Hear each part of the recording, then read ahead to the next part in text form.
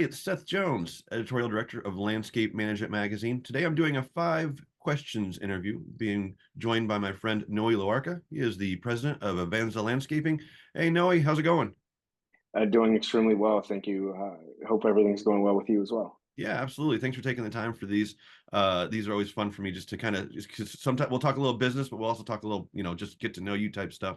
So I guess first off, though, just tell me about the company and how did you get into the industry? Yeah, so I think it's kind of a funny story. I started out. I've always loved grass.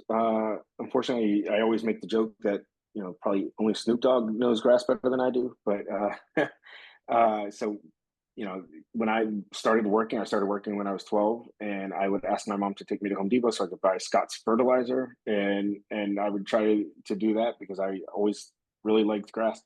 I think it was the soccer player in me, right? Always wanted to have like that soccer field. And then I had the opportunity to join somebody in landscaping, and it took off from there. And I fell in love with it, and as we built the company, we started try to do just the mowing first, and then do the cleanups, and then we evolved into sort of being a luxury brand, and specifically even for commercial customers. So um, ended up being that one-stop shop, which I know a lot of people say you want to avoid, being everything, specializing in certain things. But we've found that the ability to do that for most people, a lot of people really appreciate that, especially when it tends to be that sort of high-end product. Okay, I like the Snoop Dogg. That could be on your on a t-shirt right there. So, uh, and how long have you been doing it? So we started in 2012, and it was sort of the tail end of 2012 where it was September, and really just started with a couple of lawns, and that was it. And then 2013 sort of went into it a lot more full time. Really trying to see what we could do to get more customers, putting flyers out, little postcards in people's doors and whatnot. Um, and then slowly, we started getting calls from larger companies asking us to subcontract for banks and whatnot. Great, great. Can you give me an idea of the size of the company and how you've grown? Yeah, so right now we're expected to be around 2.25 this year, 2.25 million, and we've got about 20 people on the team. So that right now includes our office manager, our operations manager, an account manager. And then we have a guy who's right now flipping between, being in the field with hardscaping and our fleet guy. So he sort of is in charge of that. But uh, again, we've been switching that up a lot. Okay, great. So Noe, I'm curious if you have any advice, either advice you like to give or advice that you were given that stuck with you. So one of the greatest things that I feel like I've always received is help from other landscaping companies. From owners that are. Yeah, I spent probably 40 minutes on the phone with somebody yesterday who he owns a company that is technically a direct competitor of ours. But he's at 17 million, and he still was like, we do this, we do that, and you should be doing this, and this works for me, this doesn't work for me, and telling him about issues that he has with his company. And I think that's amazing, to be able to learn from somebody like that. But yeah, I feel like that happens all across the country when I go and I meet different landscape business owners, and they're always providing information. And so I don't know that it's been one piece of advice more that was more beneficial than any other. The one thing that I didn't realize was happening with me is being part of the peer groups. We talk about what we do with our businesses, and we had our first site. We were the first site visit for my specific group, and they saw all of what we were doing, and you're like, you got your foot on the accelerator, don't take it off, right? Like, just keep going. And as it's evolved, and it's been a year since that happened, I look back and I'm like, I don't know what taking that foot off the accelerator even looks like. So, So I think, to know that I guess whatever I'm doing is good, is hopefully, I feel like that was a little bit more beneficial, because at least that other people are seeing what we're doing, and they think that's good. So Good. That's good. That's nice. Someone saw that and said that, and it resonated with you, because that's nice to get kind of that outside perspective. I'm sure you're so locked in on what you're doing with your business, but to have one of your peer groups guys say, "Hey, you got the accelerator. Lock in." That's got to be a good feeling, I'm sure. Talk to me about what about, like, what are your expectations for, you know 1 year, 5 years, 10 years? Like, what are your hopes and goals? all right, so definitely my biggest goal is going to be that nobody is in the same position that they are in now. My dream would come true if every single guy, whether he's a field guy that's just on a behind a weed whacker, or a mower, that he's not doing the exact same thing come next year. But year one, a year away, I'd like to see probably having a couple extra groups, and being a little bit more focused on the commercial sector. We do a lot with, it's funny. I hear a lot of other companies where they talk about homeowner associations and condo associations, how difficult they can be, because you have all the number of people they're dealing with. But we love HOAs. That's our bread and butter, and so to be able to do that, um, I think I'd like to see us having more HOAs, more condo associations. But I think year one, we're going to see some of those people step up into other positions. Year five, I would love to see absolutely, nobody in the same exact position, because, when I think of Melody, who happens to be my niece, but is also our operations manager right now. She started out answering the phone for me, because just like, hey, you can work from home, can you help me out with this, because I just can't get to the phone. She started out with that, and now she's literally running the crews, doing the scheduling, overseeing a lot of the invoices, and she's now handing that off to somebody else, Jasmine started out sort of like an assistant to me, and now she's becoming that office manager. And so the same thing. The guy who is the between field and fleet, he started out as, a laborer. We don't really call our guys laborers, but like, started from the bottom and moved himself up to foreman. To then he was our equipment manager, and so he was. Ideally, I want to see everybody continue to grow like that.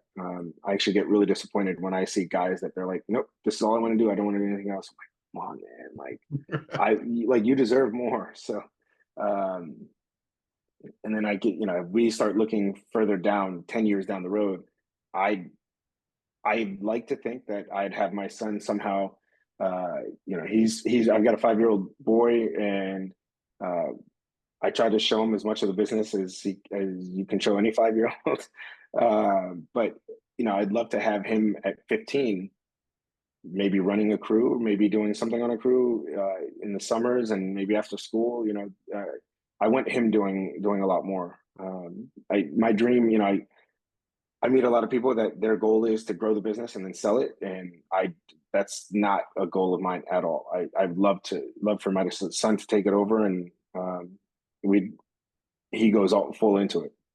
Good, good. I like it. Good answer. You said a couple things that caught my ear. One is you mentioned that your niece works and has moved up in the company, and then you mentioned your son. I know, Noe, that family is a big thing for you. Can you just talk to me? Let's get to know you personally. Tell me about your family, and what do you guys all do for fun? Yeah. So I'm a huge family is literally one of my core beliefs, and it's whether it's anybody in even in the company that like, hey, I'm gonna come in late because I got to go drop off the kids or whatever. Like, we don't that's normal. Nobody ever gets any shtick for anything that has to be related to family. So my family is extremely important to me. My wife and I have been married 15 years. We just celebrated it this year. Uh, we've got my son that's 5 years old, and we love doing everything with our son. I actually saw something recently where it was talking about, I want a vacation where I'm not having to answer the phone and do this and that or whatever. It's not. I don't want a vacation from my kids. I want to take my kid everywhere I go. And I was like, that right there is me. My my kid is again 5, and yet he's visited, I think, 4 different countries. The amount of places he's been to within the United States alone is more than, well, I won't say more because he's got most of it's been with me. But you know, places that I had never been to, and then all of a sudden we have him as part of the family, and then now I'm going to all these places, right? Like, so he's been to Hawaii and Boston and New York, and the amount of times of we've been to Florida and New Orleans, and it's like I didn't visit those places until I had it, until I had my son. So the whole family, we're all about traveling, and so it's when we get to go together, and then I have the peer group meetings. A couple of times we'll I bring them along, you know, and so we'll stay a couple extra days and then get to do stuff just on our own. Good, good. You mentioned early on too that you're a big soccer guy, and that's Yeah. maybe kind of where you got your love for grass. And I remember last time I saw you, you had your leg in a Yeah. cast because I think it was a soccer injury. How's the leg? And are you able to play any still? Or So because so that was my ACL that I tore for the second time. So I don't know that I'm going to play soccer again. I have started running again.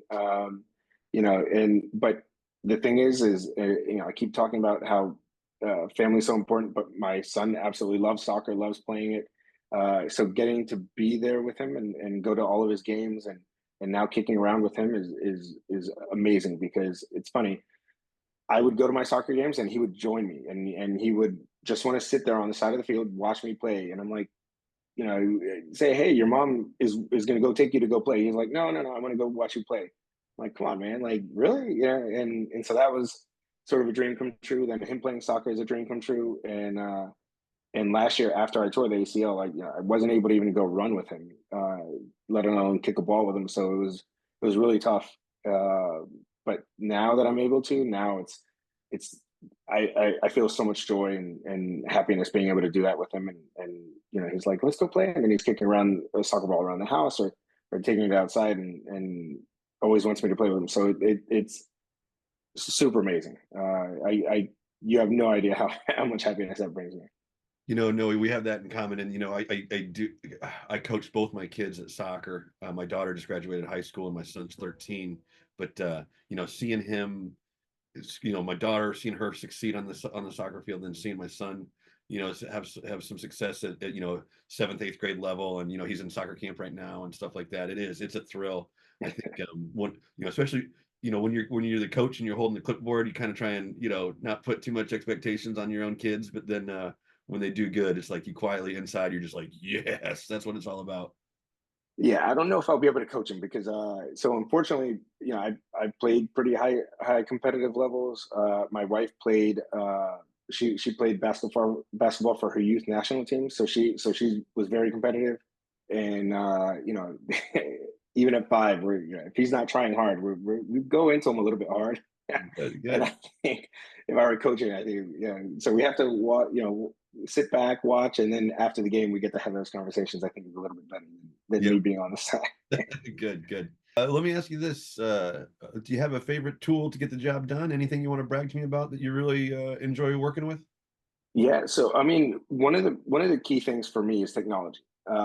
Every time I meet with property managers or homeowners, whether it's for design, build, project, it's we use technology to the extreme. You know, and sometimes, just like I was mentioning with the advice portion, is there's information that I get from other business owners that, you know, I'm using this and this works really well for me, and maybe giving that advice too. But so we use LMN a lot. LMN is, it turns out that we are, when I compare it with other friends that use LMN, we use it to the extreme, and we use every portion of it, well, most portions of it. And then every time I meet with somebody from LMN, because they have their account managers, I meet with them and it's like, you know, I was thinking about doing this. And they go, well, are you using this portion of LMN? Are you doing this? Are you doing that? And I go, no. Okay. Right. Like, so we do a lot with it.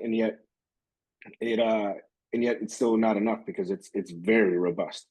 So I think if we were to use even more of it, I mean, all it's going to do is help us improve, especially with the analytics and be able to run reports.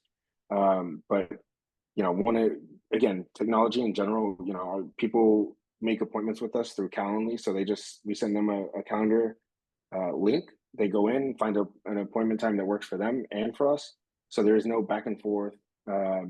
We use one of my peer group members recommended, when we do site visits and on-site consultations, and that's something we're going to start implementing because he showed me how it works. And you go in through a site and it does the 360 view of everything. So you're able to say, okay, great. You send that to the designer and they can, move through everything and see it like real time. I think that's really key. So we're going to start using that a little bit more. Technology, like I said, and when people meet with us, they're like, "You guys really are like really up to date with everything." So they love it, and so it's if I love it, they love it. Like, why not? Good, good. All right. I appreciate that you even gave me some specific examples. So I'll probably use that one because as you're talking, I'm like, okay, it sounds good, but how do you use it? And now that I know, so that's and I also love it that you guys have that peer group where you guys can just all, there's a lot of aha moments I get to eyewitness when I'm hanging Right. out with you guys, and I'm just like, huh, okay, I need one of these Yeah. peer groups for me, somebody to Yeah. talk to me at my work. But okay, cool. How's about this one? In your neck of the woods with your clients or your customers, anything you're noticing, any trends that you think might be something that I'll be reporting on in the next couple of years? So there was a point, especially in February, when there was a lot of worry about what was going to happen with people's jobs around DC. We were seeing a lot of people starting to hesitate, but it lasted probably 2 to 3 weeks where we had all these projects in the pipeline and they go, well, hold on, let me see what's going to go on. And then literally 2 weeks later, they go, hey, no, well, let's move forward. I thought, especially after COVID, that we would see a lot of hesitation because there was so much money out there, right? Like people weren't traveling and people were doing all these large projects, right? So in my mind, a lot of these people already had their patios in their backyard, so there was going to be less business out there for that, for hardscaping and doing stuff. But I'm starting to see more people say, "Hey, we did this. We added a hot tub. We did the patio. Now we want to do the outdoor kitchen." And I go, "Huh, okay, cool." So but I think what probably the biggest trend I'm seeing is that people have higher expectations for things. And I think that's probably I'd like to think that's a good thing because it means everybody across the board, all the other landscape companies are really finding ways to improve. And I love that because we are, again, we're a luxury brand. Uh, we we are, sometimes I tell people we're not you can go to McDonald's and then you can go to Ruth's Chris. Both serve beef, but you're going to get two very different products and two very different levels of service. Um, and I like to think of us as sort of that Ruth's Chris for landscaping. So we come out, we want to make sure that our end product looks amazing. And I'm seeing that even for HOAs and those condos where they're willing to spend the extra money if they know that they're getting a little bit more value. And I'm seeing the same exact thing with individual, residential homes. They, I think, just higher expectations, but I see that in a good way. I don't say that complaining. I say that I think across the board everybody's getting better. So now it's like, okay, what can differentiate us is being that little bit more luxurious, I guess. Okay, okay, very cool. Do you have a most memorable day at work? Any day that's kind of stand out in your mind? Is obviously I'm hoping for a not a horror Yeah. story, but for anything that kind of like, yeah, that was a good day. No, so I love what I do. I really do. So I think we could go back to almost any day and say I look back on this and say that was really critical for me. It was super important. I loved it. But there's probably 2 days in it for me that I don't know if it scares me that sometimes I remember things a little bit too much. I know when I showed up to Elevate and I started, hey, I met you 3 years ago. Yeah, we were talking about this, and that, and they're like, how do you remember that? Then I'm like, okay, maybe something's wrong with me. But so one is I get customers that call in and they're like, yeah, I'm so and so up on 40th Street on this. They give me their address, and I'm like, no, I know exactly who you are. I met you when and you had your daughter who was 8 months old or whatever, right? Like, and then I go and I see that kid who's now, yeah, an elementary kid, about to go into middle school, and I'm like, that throws me off. But aside from that, so that's always been a good feeling that people were like, "Wow, you actually remember me," and um, I didn't think you would know who I am, and that happens all the time, and it's like, well, why would you think that? And then they're like, "Well, I see your trucks all over the place. Like, you guys have grown like crazy." So yeah, I didn't think, and so that always is a huge feeling for me. The the second one that I could say that maybe that definitely ties it for me is, and this is part of why I love what I do, is being able to help people with, we one example for me that comes to mind is she had a daughter and then another daughter on the way, and their backyard was not usable. Like, there was a county stormwater rain garden that had to be there, but it was in the middle of the yard. Yet her yard was on a hill, and we came in, put in a retaining wall, actually directed moved the rain garden to a corner, and made it more usable and actually more efficient, and gave her almost a level backyard that she was then able to use to play with her kids and whatnot. And so, when when we have more of those experiences where I go back and I'm like, you didn't think this was possible, when we now gave you a backyard that you're able to kick around a ball with or play catch with, right? Like, that that probably matters to me more so than an outdoor kitchen. Um, Again, maybe it's the family value, but um, if you think about the outdoor kitchen, somebody's able to sit out there and have a cookout with their family and enjoy that time together. But I feel like making spaces more usable is definitely, every time that happens, I get that feeling in my gut that's like, that was good. That's awesome. Well, let me tell you that thing about that memory you got. That's a gift because I don't have that, and I know I have a friend who is like that, who can remember a lot of details like that, and I think that's you'd be surprised at how few people have that type of memory and how well that will do for you in business because that means a lot to people when you can like, oh yeah, remember things like that. That's a differentiator because you can imagine. Well, I'm sure a lot of your competitors they're just going through the folks and they're lucky if they have a contact at the company, let alone the Yeah. president. So good for you.